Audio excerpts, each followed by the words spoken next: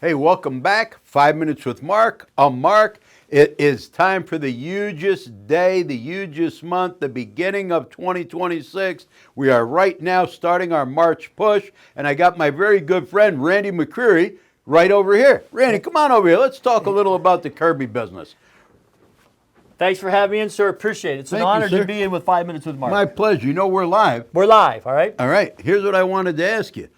Right now, how many demos could you do on a Sell-A-Kirby day if you got to the office at like 7 o'clock, if you had your breakfast sandwich, if you got out of the office by 8 o'clock, and you were literally on a customer's door by 8:30? How many demos? And you knocked all day and pitched all day, you had lunch already with you, and you didn't stop knocking till 9 o'clock at night. I would say a minimum of 5 to 6. Okay. Minimum of 5 to 6 And if demos. you were any type of dealer and you did 6 demos, how many Kirbys would you sell? Average would just be 2 I should say, but with the excitement, enthusiasm that Sell-A-Kirby Day brings, you could be 4 or 5. You could sell them all. I mean, incentives are what get people motivated to buy. So if you really just sold 2, you'd be in a drawing for a free Kirby that the Kirby company's sponsoring. Absolutely, yep. Okay. And how much money would you make if you sold that free Kirby? I would think right now domestically and internationally, probably around $2,500 on a free sale. If you take out finance fees and sales tax, Yeah. And you might even have to pay your team leader or a canvasser, but easy $2,000 to $2,500. Now, what about if you sold those 2 Kirbys and you sold them for, mid-range to high-end? How much money do you think you'd make on a commission per sale? And you sold 2. In a commission, I'd like to think at least $1,000 to $1,200 on 2 sales. So now if we took that 1,000 and added that to 25, are you saying you'd have a $3,500 day? Yes. And what if your Kirby life got his icebreaker and maybe you got 300 on that? That would be another $300 hit on top of my commissions and bonuses. So on top of 1,000 and 25, 35 plus 3, about 3,800. Yep. And then I'm going to get some prizes from my distributor. Maybe I'm going to win a big screen TV. Yeah.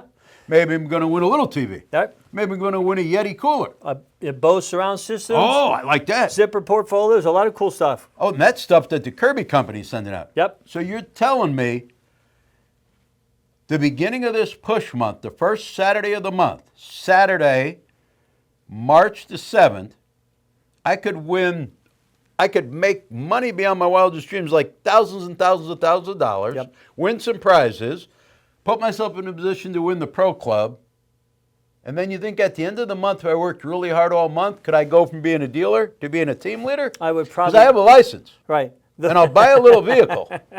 Then you're qualified, sir. No, yeah, that would be the opportunity to be able to move up into the business and start to share that opportunity with other people, because your Kirby Life recruits go with you when you open up. Maybe one would be your recruiter, one could be your first team leader.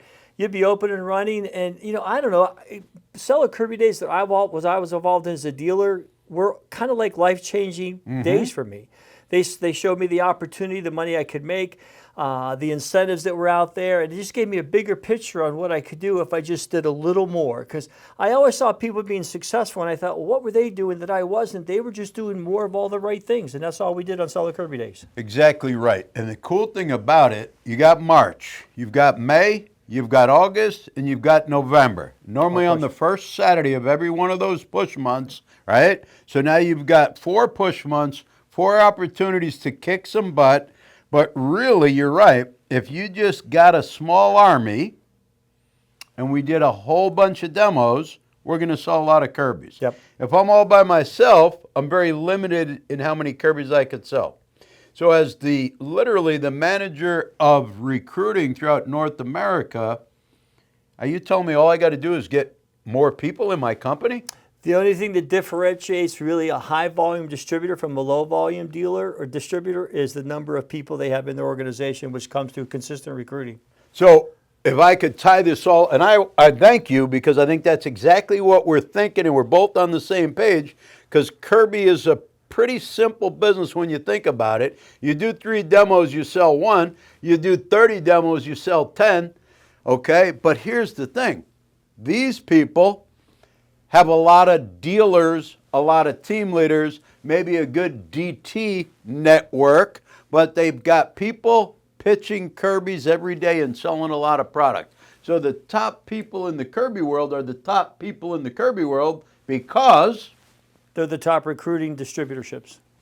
my goodness, if everybody would listen to this and figure it out, it's about people. Would you say many more men make many more sales? I would say that, I would echo that, yes. And would you say that if you have more people, you could do more demos? It's about as simply as put as you can say it. So would you say that demos equal sales?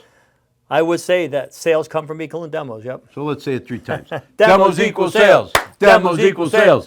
Demos equal sales. We are Positive. and we are Out. out.